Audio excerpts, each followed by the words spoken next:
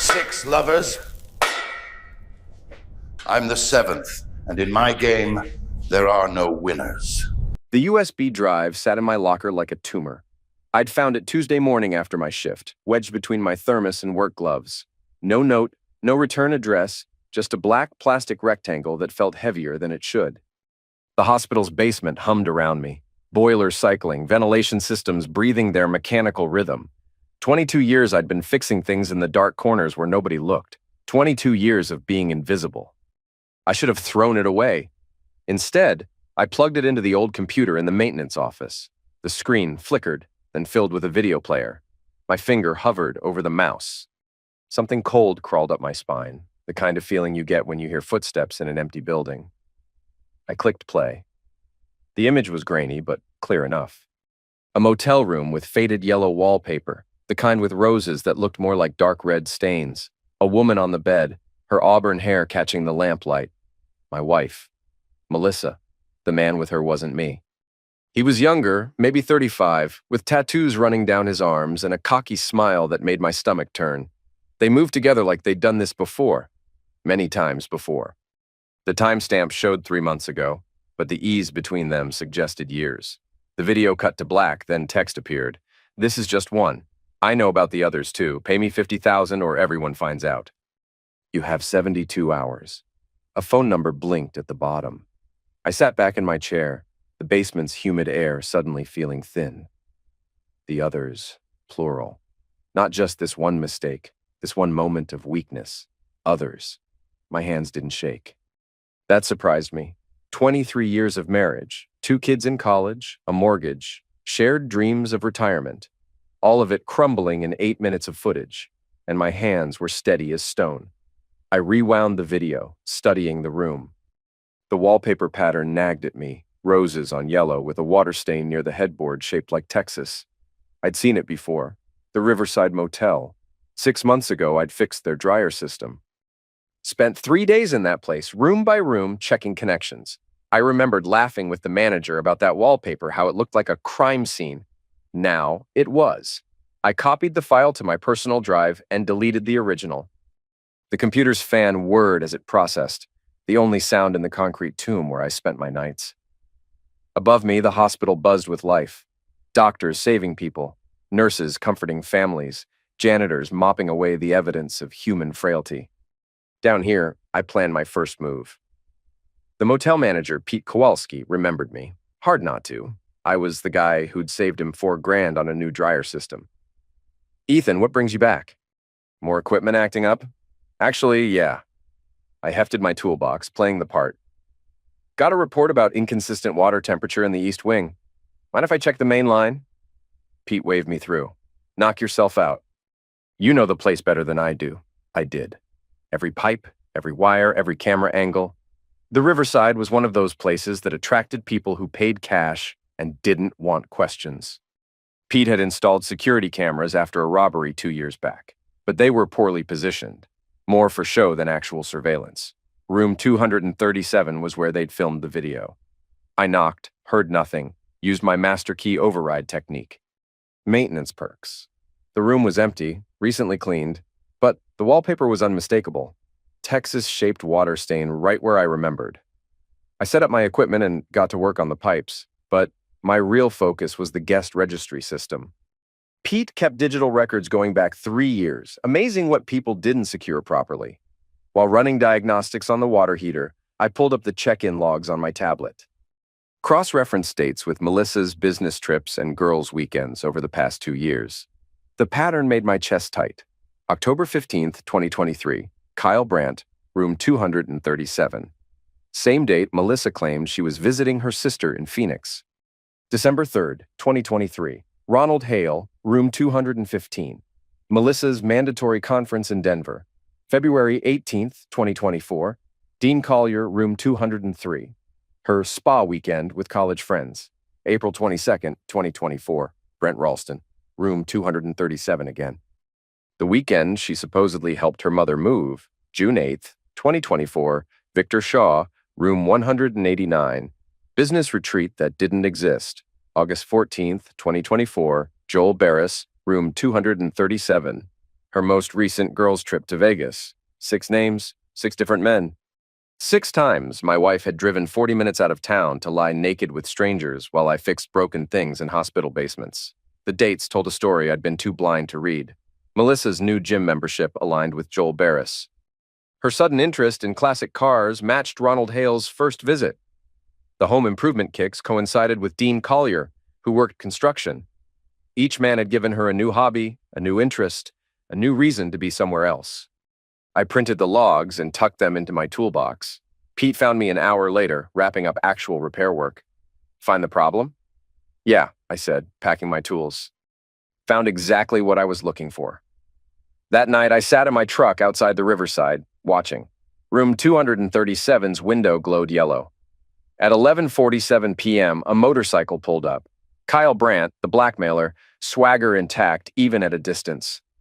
He knocked on 237's door, and it opened immediately. Melissa had been waiting. I didn't sleep that night. Instead, I planned. Kyle Brandt lived in a riverfront duplex that had seen better decades. The address was easy enough to find. Blackmailers weren't typically concerned with operational security. His motorcycle sat in the driveway next to a rusted pickup truck. Thursday evening, I knocked on his door. He answered wearing jeans and a stained tank top, beer in hand. Mid-30s, exactly like in the video, with the same cocky smile that had made my stomach turn. Yeah? Kyle Brandt? Depends who's asking. Ethan Carrick. I think you sent me something.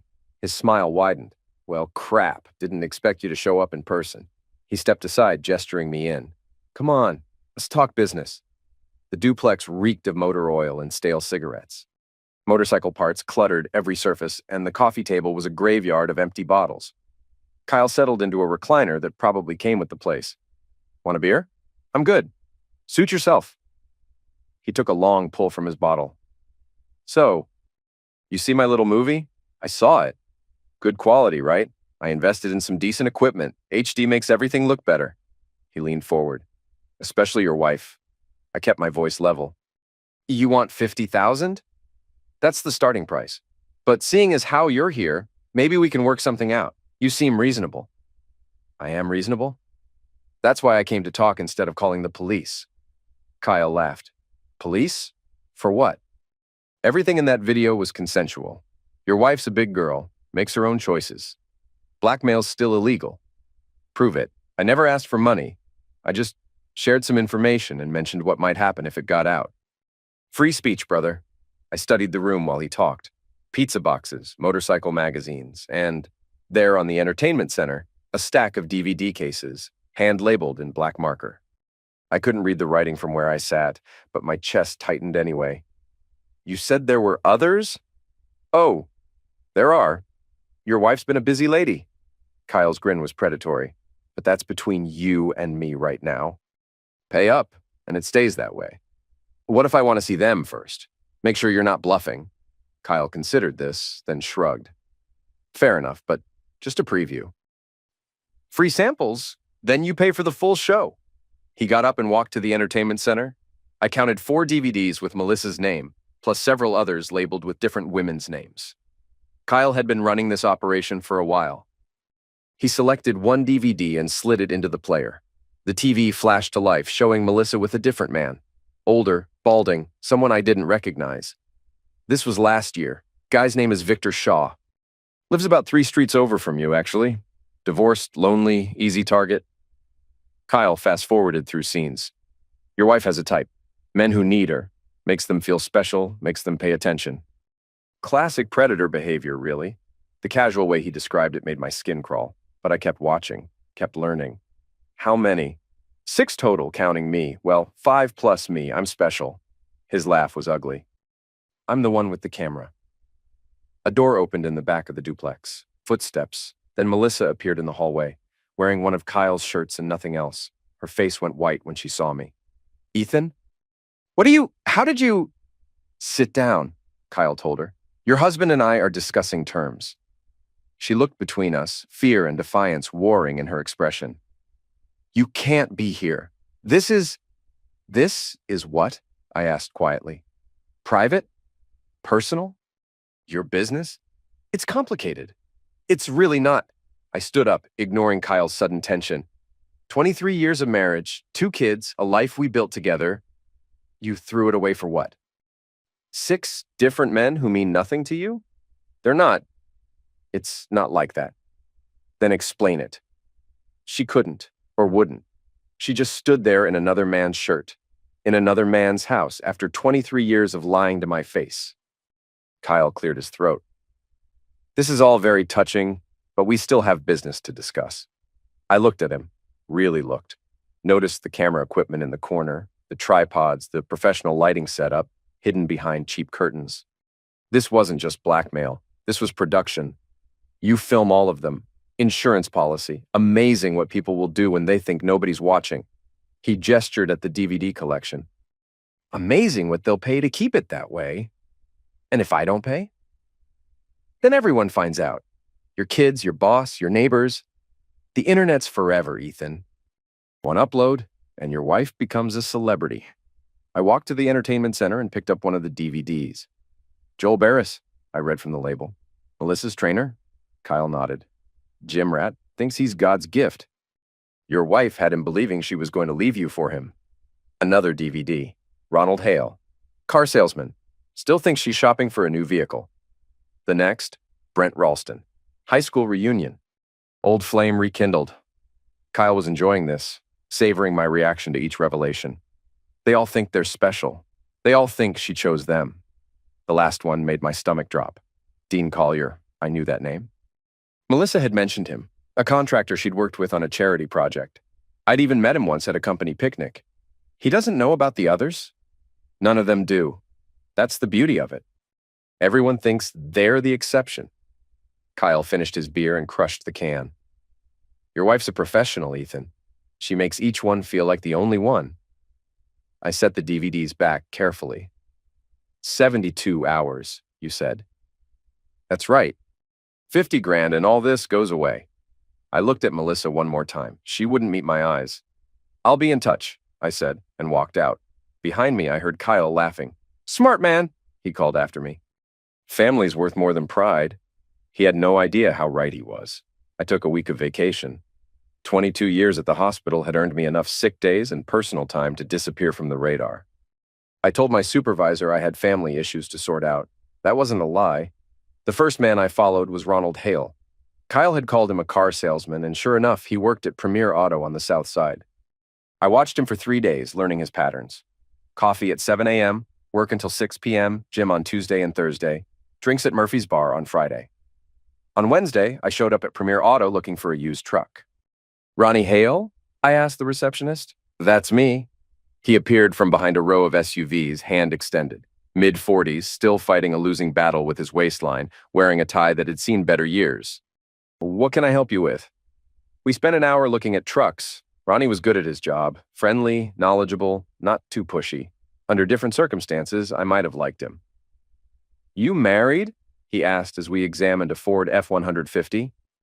23 years. Lucky man, I'm single myself. Well, sort of. His grin was conspiratorial. Got this thing going with a married woman. Sounds bad, but her husband's a real piece of work. Neglects her, you know. She deserves better. My hand stayed steady on the truck's hood. That's so? Yeah, beautiful woman, auburn hair, smart as heck. Met her at this charity thing last year. We just clicked. He lowered his voice. Don't usually go for married women, but this one's special. She's talking about leaving him. Sounds complicated. Life's complicated. Sometimes you gotta take chances. He patted the truck's fender. Speaking of chances, this baby's not gonna last long at this price. Got another guy coming to look at it Friday. I played interested buyer for another 20 minutes, then left with a business card and a promise to think it over. In the parking lot, I called the number Kyle had left with the USB drive. Yeah? It's Ethan Carrick. Ready to pay up? I want to meet. Tonight. Same place. Kyle was quiet for a moment. You bringing money? I'm bringing questions. Questions don't pay my bills. Answer them, and maybe they will. He agreed to meet at 9 p.m. I spent the afternoon preparing. The duplex looked the same, but this time I noticed details I'd missed before. Security cameras on the neighbors' houses. A clear view of Kyle's front door from at least 3 angles. The motorcycle parked in different spots, sometimes in the driveway, sometimes on the street. Kyle was either careless or confident. He answered the door in the same clothes as before. Where's my money? Where's my wife? Working late. Real job, not like this side business. He stepped aside to let me in. You got questions? Ask 'em. I sat on the couch this time, forcing Kyle to stay standing. Power dynamics matter, even in crappy duplexes. Ronald Hale thinks Melissa's going to leave me for him. Kyle laughed. That's what they all think. All of them? Well, maybe not all. Victor Shaw is just looking for company since his divorce. And Dean Collier knows she's married? Thinks it makes things more exciting. Kyle grabbed another beer from the fridge. But Ronnie and that gym teacher, Joel, they think they're in love. Joel Barris is a teacher? High school. Coach is wrestling too. Real winner, that one. Got himself convinced your wife's this tragic figure trapped in a loveless marriage. Kyle's grin was nasty. Shows you how much he knows. I filed that information away. What about Brent Ralston? High school sweethearts, reunited at their 25-year reunion. Couldn't resist picking up where they left off. Kyle settled into his recliner. That was 18 months ago. Still meets her twice a month. They all still see her. Regular as clockwork, except Dean. He's been traveling for work. But the others? Oh yeah. Your wife's got a schedule that would make a corporate executive jealous. The casual way he described it made something cold settle in my chest. This wasn't passion or even simple infidelity. This was systematic, organized, professional. How long has this been going on? Depends what you mean by this. The affairs, couple years, maybe more. The filming? Kyle gestured toward his equipment. About 18 months. Once I figured out the pattern, I started documenting everything. For blackmail. For insurance. Your wife's not the only married woman in town with interesting hobbies. He pointed at the shelf of DVDs. I got enough material to retire comfortable. I looked at the collection again. Dozens of cases. Dozens of names. Kyle had been running a comprehensive operation. But what makes you think I won't just turn you in? Because then everyone sees the footage. Your kids, your coworkers, your neighbors. Sure, I go to jail, but your life still explodes. Kyle took a long drink. Besides, 50 grand's cheaper than a divorce lawyer. He was right about the math, but he was wrong about everything else. I need time to get the money together. How much time? A week, maybe 2. Kyle considered this. 2 weeks max. But the price goes up, $60,000. Interest, you know? I nodded and stood up. I'll be in touch. Smart choice. Family's everything, right? I left without answering. But Kyle was right about family. It was everything. And I was going to protect mine, no matter what it cost. Just not with money. Saturday night, I watched Kyle's duplex from 3 blocks away. He left at 8:47 p.m. on his motorcycle, probably heading to Murphy's bar like half the divorced men in town. I gave him 20 minutes, then drove closer. The duplex sat on a dead-end street backing up to the river. No streetlights, minimal traffic, neighbors who minded their own business. Perfect for Kyle's operation. Also perfect for mine. Breaking and entering wasn't something they taught in maintenance training, but 22 years of emergency repairs had given me a different skill set. Frozen pipes in vacant houses, electrical failures in closed offices, water damage in empty buildings. I'd learned to get inside places quickly and quietly. Kyle's security was amateur hour. The back door had a basic deadbolt and a chain lock. The chain was useless, designed to keep the door from opening wide, not to prevent entry entirely. The deadbolt was standard residential grade, the kind you could find at any hardware store. I used a bump key I'd made years ago for legitimate maintenance work. 3 minutes later, I was inside. The duplex felt different at night, smaller, more cramped, heavy with the smell of cigarettes and motor oil. I moved through it methodically, photographing everything with my phone. The living room setup, the bedroom equipment, the boxes of DVDs and recording equipment in the closet. Kyle's computer sat on a desk in the bedroom, surrounded by hard drives and cables.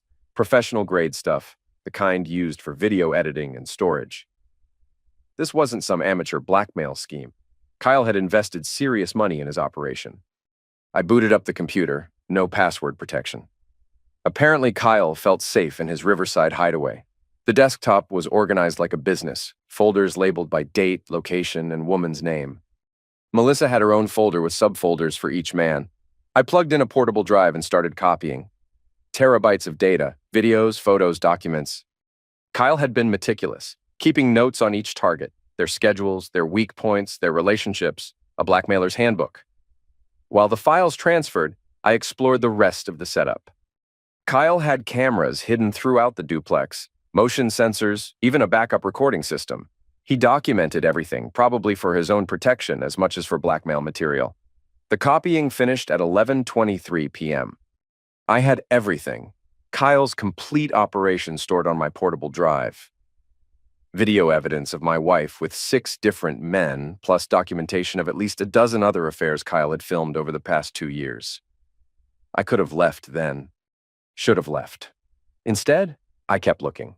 In Kyle's filing cabinet, I found contracts, real contracts, with signatures and payment schedules. Kyle wasn't just blackmailing people, he was providing a service. Married women paid him to arrange and document their affairs, creating leverage for divorce proceedings or just for the thrill of controlled danger. Melissa had signed one 18 months ago. The contract laid out terms like a business arrangement. Kyle would provide discrete locations, screen potential partners, handle scheduling, and maintain documentation. In exchange, clients paid a monthly fee plus bonuses for successful connections. My wife hadn't just been having affairs. She'd been paying someone to arrange them. The front door opened at 11:41 p.m. I heard Kyle's keys hit the coffee table, his boots on the hardwood floor. The refrigerator door opened and closed. He was settling in for the night, probably planning to review his latest footage or count his blackmail money. I stayed in the bedroom, portable drive in my pocket, thinking fast. The window led to a 10-foot drop onto concrete. The bedroom door opened directly into the living room, where Kyle was now moving around. No good options. Footsteps approached the bedroom. I had maybe 10 seconds. The closet door was already open, revealing Kyle's collection of equipment and blackmail materials.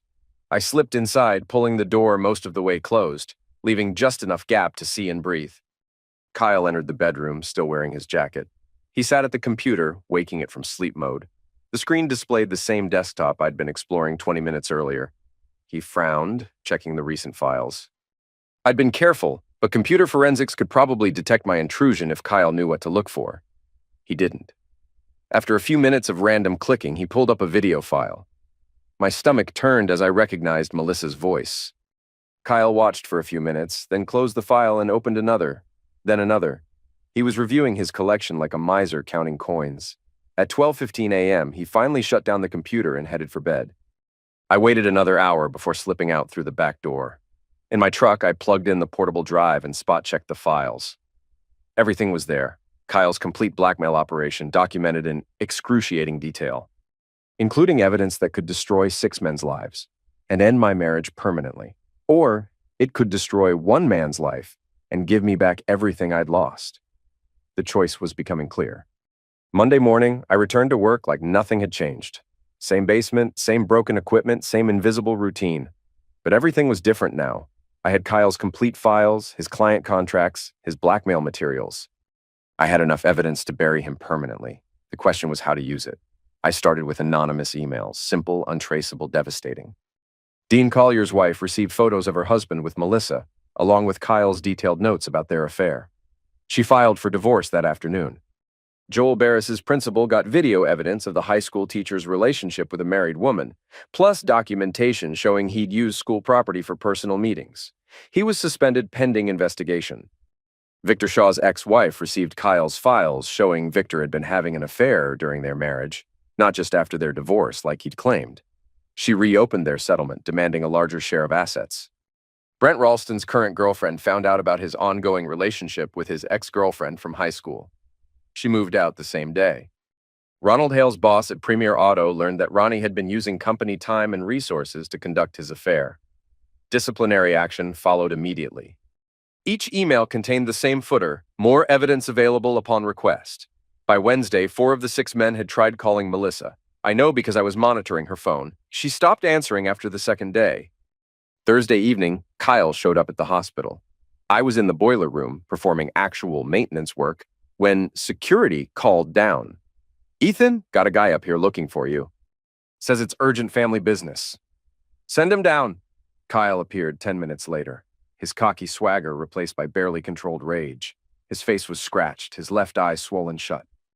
"What the heck did you do?" I kept working on the boiler, not looking up. Fixed a heating element. Why? Don't play games with me. Someone's been leaking my files. That's unfortunate. I straightened up, wrench in hand. Security problem? Security problem? Kyle's voice cracked. Dean Collier and Victor Shaw jumped me outside Murphy's last night. Beat the crap out of me. Said I ruined their lives. Sounds like they're upset about something. They're upset because someone sent their wives evidence of their affairs. Evidence that came from my files. Kyle stepped closer, trying to use his size to intimidate me. Files that only you had access to. I set down the wrench and faced him fully. Are you suggesting I stole something from you? I'm not suggesting anything. I'm telling you. You broke into my place, copied my files, and now you're using them to destroy my operation. That's a serious accusation. Got any proof? Kyle's good eye burned with fury, but he couldn't answer. Computer forensics might have detected my intrusion, but Kyle hadn't thought to check until it was too late. Here's what's going to happen, he said instead. You're going to pay me what you owe, plus damages for the men you've already destroyed. Otherwise, your wife's videos go public tomorrow. I almost smiled. Which videos? You know which videos? The one showing Melissa with Dean Collier, whose wife is divorcing him, with Joel Barris, who's been suspended from his teaching job. With Victor Shaw, who's facing a lawsuit from his ex-wife? I picked up my toolbox. Those videos? Kyle's face went pale. He was starting to understand. Those men have nothing left to lose now, I continued. Their marriages are over, their jobs are gone, their reputations destroyed. What do you think they'll do if those videos surface? How do you think they'll react to being humiliated publicly? Kyle's voice trailed off. They'll end you. I said it matter-of-factly, like I was discussing a repair schedule. Dean Collier works construction. Big guy, strong hands, access to power tools. Victor Shaw owns tools. I saw the NRA stickers on his truck. Joel Barris coaches wrestling, knows how to hurt people efficiently. Kyle backed toward the door. You're bluffing. Am I? 2 of them already beat you up, and that was before they knew about the videos. What happens when they find out you've been filming their most intimate moments? When they realize you plan to blackmail them too? I never. Your files say otherwise. Detailed notes on each man, their vulnerabilities, their bank accounts. You were building cases against all of them. I stepped closer. The only reason you started with me is because I'm the husband. Easier target, more motivated to pay. Kyle's swagger was completely gone now. He looked like what he was, a small-time criminal who'd gotten in over his head. What do you want? I want my wife's videos deleted. All of them, every copy, every backup, every file. Fine, done. What else? I want you to disappear. Leave town, find a new hobby, start over somewhere else. And if I don't? Then tomorrow I send the rest of your files to the appropriate people. Ronald Hale's boss learns about the blackmail scheme. The police get evidence of your operation. And most importantly, Dean, Victor, and Joel get copies of everything, including your home address. Kyle stared at me for a long moment. Behind his remaining bravado, I could see fear taking root. He was finally understanding the position he was in. This isn't over, he said. Yes, it is. He left without another word. I finished my repairs and clocked out at my usual time. Friday afternoon, I received a package at work. Inside was a hard drive and a note. Everything deleted. I'm gone. Don't look for me. I plugged in the drive and verified the contents. Kyle's complete archive, unedited and complete. Every video, every photo, every document from his blackmail operation. He'd given me everything as insurance, proof that he'd kept his end of the bargain. I destroyed the drive that night. Saturday morning, Melissa was waiting in our kitchen when I got home from my shift. We need to talk, she said. She looked older than her 41 years. The stress of the past week had carved new lines around her eyes, and her confident posture had collapsed into something smaller and defeated. About what? About us. About everything. She gestured toward the coffee maker. I made coffee. I poured myself a cup and sat across from her at the table where we'd shared 23 years of meals, conversations, and plans for the future. Kyle's gone, she said. I heard. The others are. Their lives are falling apart. I heard that, too. She stared into her coffee cup. Dean's wife took the kids. Joel lost his job. Victor's facing bankruptcy. Her voice was barely a whisper. They're all destroyed. They made their choices. So did I. Yes, you did. We sat in silence for several minutes. Outside, our neighborhood was waking up. Kids playing in yards, families starting their weekends, normal people living normal lives. What happens now? She asked. I've filed for divorce. Irreconcilable differences, no fault. You'll get papers Monday. Her head snapped up. Ethan, please. We can work through this. Counseling, therapy, whatever it takes. 23 years, Melissa, 6 men, a contract with a blackmailer to arrange your affairs? I set down my coffee cup. There's nothing left to work through. It wasn't supposed to happen like this. It just got out of control. You paid Kyle to document your infidelity. That's not out of control. That's premeditated. Tears started down her face. I never meant to hurt you, but you did. Every time for 2 years, you chose to hurt me. I stood up. I'm staying at the Hampton Inn until the house sells. My lawyer will handle everything else. The kids will understand eventually. I won't poison them against you, but I won't lie to them either. I left her sitting at our kitchen table, crying into her coffee. Part of me wanted to comfort her, to try once more to salvage something from the wreckage.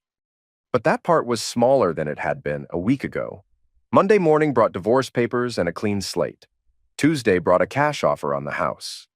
Wednesday brought news that Kyle Brandt had been found in a Detroit motel room, apparently dead from an overdose. I felt nothing about Kyle's death. He'd made his choices too. Thursday evening, I was moving my belongings out of the house when Melissa appeared in the doorway. I saw the news about Kyle. I continued packing my books. A lot of that going around. Did you? She stopped herself. Did I what? Nothing. Never mind. She helped me load boxes into my truck, and we worked in silence until everything was loaded. As I climbed into the driver's seat, she knocked on the window. Ethan, I'm sorry for all of it. I rolled down the window. I know you are. Does that matter? I thought about it for a moment.